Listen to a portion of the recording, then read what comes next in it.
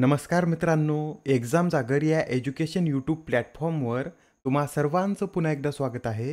मित्रांनो, या आधीच्या सत्रामध्ये तुमच्यासाठीचा प्रश्न होता, देशातील मुलींची पहिली सैनिकी शाळा कोणत्या शहरात सुरू करण्यात आली? या प्रश्नाचं योग्य उत्तर आहे पर्याय क्रमांक 1 म्हणजेच वृंदावनमध्ये देशातील मुलींची पहिली सैनिकी शाळा सुरू करण्यात आलेली आहे.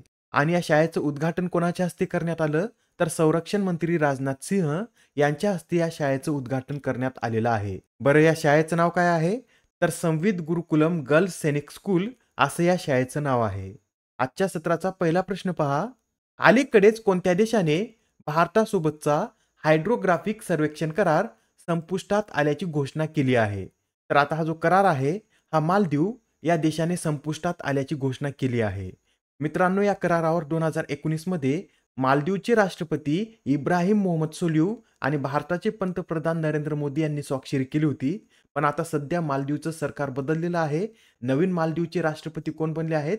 तर मोहम्मद मुइझू हे आता मालदीवचे नवीन राष्ट्रपती बनलेले आहेत. व हे जे मोहम्मद मुइझू आहेत हे चीन धार्जिणे असून त्यांनी याआधी सुद्धा भारतीय सैनिकांना मालदीव सोडण्याचे आदेश दिले होते. व आता हा जो हायड्रोग्राफिक सर्वेक्षण करार आहे हा 7 जून 2024 रोजी संपणार आहे. त्याला संपुष्टात आणण्याची घोषणा सुद्धा मालदीव या देशानं केलेली आहे. थोडक्यात मालदीव या देशाविषयी सुद्धा आपण माहिती पाहूया. मॅपमध्ये पहा, आपला हा दक्षिण भारत येथे आहे आणि दक्षिण भारतापासून येथे जे छोटे छोटे बेट दिसत आहेत त्यापैकी हा मालदीव देश आहे. मालदीवची राजधानी काय आहे? तर माले ही राजधानी आहे आणि चलन हे मालदीव रुपया आहे. प्रश्न क्रमांक दुसरा, अत्यंत महत्त्वाचा प्रश्न आहे. महाराष्ट्राच्या पहिल्या महिला पोलीस महासंचालक म्हणजेच डीजीपी कोण बनले आहेत? तर आता महाराष्ट्राच्या पहिल्या महिला पोलीस संचालक या रश्मी शुक्ला या बनलेल्या आहेत. यांचं नाव तुम्ही याआधी सुद्धा ऐकलं असेल, कारण 2018 मध्ये यांच्यावर फोन टॅपिंगचे आरोप झाले होते. त्यासाठी त्या 2018 पासून खूप चर्चेमध्ये राहिलेले आहेत. त्यांच्याविषयी थोडक्यात सांगायचं झालं तर त्या 1988 च्या बॅचच्या IPS अधिकारी आहेत. त्यांनी 2016 ते 2018 पर्यंत पुणे पोलीस आयुक्त म्हणून कार्य केलेलं आहे.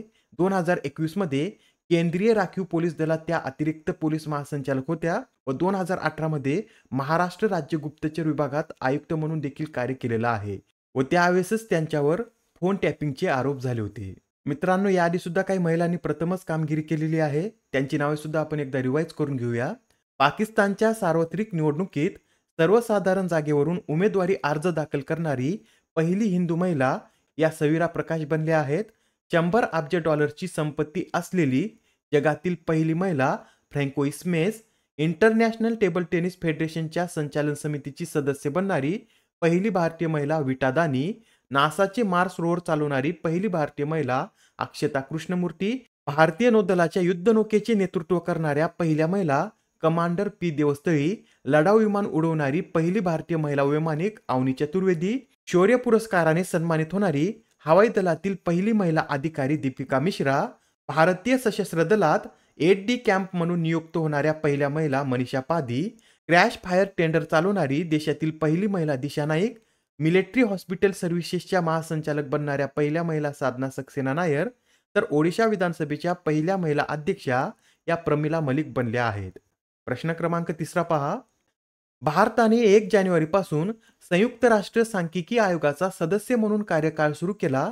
तर भारत किती वर्षासाठी या सांख्यिकी आयोगाचा सदस्य म्हणून कार्य करेल? मित्रांनो, हा जो सांख्यिकी आयोग आहे यावर 4 वर्षासाठी सदस्यांची नियुक्ती करण्यात येते. म्हणजेच आपला भारत सुद्धा 4 वर्षासाठी या आयोगाचा सदस्य असणार आहे. याआधी झालेल्या निवडणुकामध्ये भारताला 53 पैकी 46 मते पडली होती व 53 पैकी 46 मते मिळवत भारत या संयुक्त राष्ट्र सांख्यिकी आयोगाचा सदस्य बनलेला आहे. याआधी 2004 मध्ये भारत सदस्य बनला होता. त्यानंतर आता 2024 मध्येच भारत याचा सदस्य बनलेला आहे. या संयुक्त राष्ट्र सांख्यिकी आयोगाविषयीचे महत्त्वाचे पॉइंट नोट करून घ्या. या आयोगाची स्थापना 1946 मध्ये झालेली आहे व हा आयोग आंतरराष्ट्रीय सांख्यिकी क्रियाकल्पांसाठी सर्वोच्च निर्णय घेणारी संस्था असून सांख्यिकीय मानके निश्चित करण्यासाठी आणि संकल्पना व पद्धती विकसित करण्याची जबाबदारी सुद्धा याच आयोगावर आहे. मित्रांनो, या आयोगावर मेंबर म्हणून 24 सदस्यांची निवड ही संयुक्त राष्ट्राच्या आर्थिक आणि सामाजिक परिषदेद्वारे करण्यात येते. बरं, या सांख्यिकी आयोगाचं मुख्यालय कुठे आहे? तर न्यूयॉर्क येथे या सांख्यिकी आयोगाचं मुख्यालय आहे. आता हा प्रश्न पहा, यात काय विचारलं आहे? एक जिल्हा एक उत्पाद पुरस्कार 2023 मधील राज्य श्रेणी बी मध्ये प्रथम स्थान कोणी पटकावलं आहे? तर या एक जिल्हा एक उत्पाद पुरस्कार 2023 मधील राज्य श्रेणी बी मध्ये जम्मू काश्मीरनं प्रथम स्थान पटकावलेलं आहे. कालच्या सत्रामध्ये आपण पाहिलं होतं की राज्य श्रेणी अ मध्ये प्रथम स्थान कोणी पटकावलं आहे? तर उत्तर प्रदेश राज्याने त्यामध्ये प्रथम स्थान पटकावलेलं आहे व या पुरस्कारामधीलच बी श्रेणीमध्ये जम्मू काश्मीरने प्रथम स्थान पटकावलेलं आहे. जम्मू काश्मीर नंतर कोणाचा क्रमांक आहे? तर उत्तराखंड राज्याचा क्रमांक आहे. त्यानंतर मेघालय तिसऱ्या स्थानावर आहे आणि सिक्कीम हे राज्य चौथ्या क्रमांकावर आहे. यामध्ये भारतीय विदेशी मिशनला सुद्धा सन्मानित करण्यात आलं आहे. यात प्रथम स्थान भारतीय वाणिज्य दूतावास व्हँक्युव्हरनं पटकावलं आहे. दुसरं स्थान भारताचे वाणिज्य दूतावास न्यूयॉर्क, तर तिसरं स्थान हे भारतीय उच्चायुक्तालय निकोसियाने पटकावलं आहे. प्रश्न क्रमांक 5 पहा. अलीकडेच INS विक्रांतवर कोणती मिसाईल तैनात करण्यात आली? तर आता या INS विक्रांत युद्धनौकेवर आब्र ही मिसाईल तैनात करण्यात आलेली आहे. हे जे आब्र क्षेपणास्त्र आहे हे जमिनीवरून हवेत मारा करणारे एक मध्यम पल्ल्याचे क्षेपणास्त्र असून याची निर्मिती DRDO आणि इस्रायली एरोस्पेस इंडस्ट्रीजच्या सहयोगाने करण्यात येत असून याचं उत्पादन भारत डायनॉमिक्स लिमिटेड मध्ये करण्यात येत आहे. या क्षेपणास्त्राचं वजन हे 275 किलो आहे, लांबी 4.5 मीटर व या क्षेपणास्त्राचा वेग हा 2448 किलोमीटर प्रति तास इतका उच्च आहे. प्रश्न क्रमांक 6. कॅन्सरशी लढण्यासाठी भारतात तयार केलेल्या पहिल्या सिरपचे नाव काय आहे? तर आता कॅन्सर रुग्णांसाठी भारतात प्रथमच एक सिरप तयार करण्यात आला असून त्याला प्रिवेल असं नाव देण्यात आलं आहे. बरं, या प्रिवेलची निर्मिती कोणी केली? तर टाटा मेमोरियल सेंटरमधील शास्त्रज्ञांनी या प्रिवेल औषधाची निर्मिती केलेली आहे. प्रश्न क्रमांक 7. कोणत्या राज्याने हट्टी समुदायाला अनुसूचित जमाती म्हणजेच एसटीचा दर्जा देण्याची घोषणा केली आहे? तर नुकतेच आता हिमाचल प्रदेश या राज्याने हट्टी समुदायाला एसटीचा दर्जा देण्याची घोषणा केली आहे. हिमाचल प्रदेश या राज्याविषयी हे सुद्धा लक्षात ठेवा. हिमाचल प्रदेश राज्याची स्थापना 25 जानेवारी 1971 मध्ये झाली होती. याची उन्हाळी राजधानी शिमला तर हिवाळी राजधानी धर्मशाळा ही आहे. या राज्याचे सध्या राज्यपाल कोण आहेत? तर शिवप्रताप शुक्ल हे राज्यपाल आहेत व सुखविंदर सिंग सुक्कू हे या प्रदेशाचे मुख्यमंत्री आहेत. या राज्यामध्ये एकूण 5 नॅशनल पार्क आहेत व ते कोणकोणते?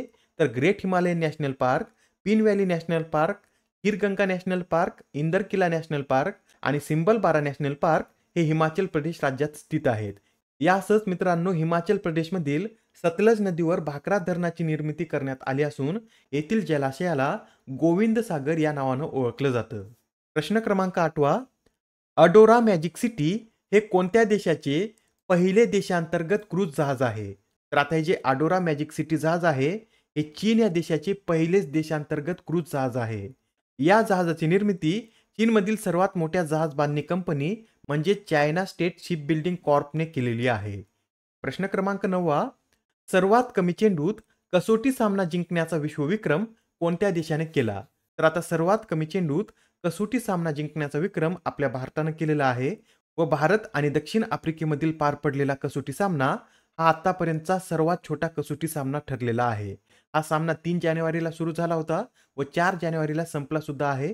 म्हणजेच जवळपास 1.5 दिवसच हा सामना चालला असून यामध्ये केवळ 107 षटके म्हणजे 642 चेंडूस टाकण्यात आलेले आहेत.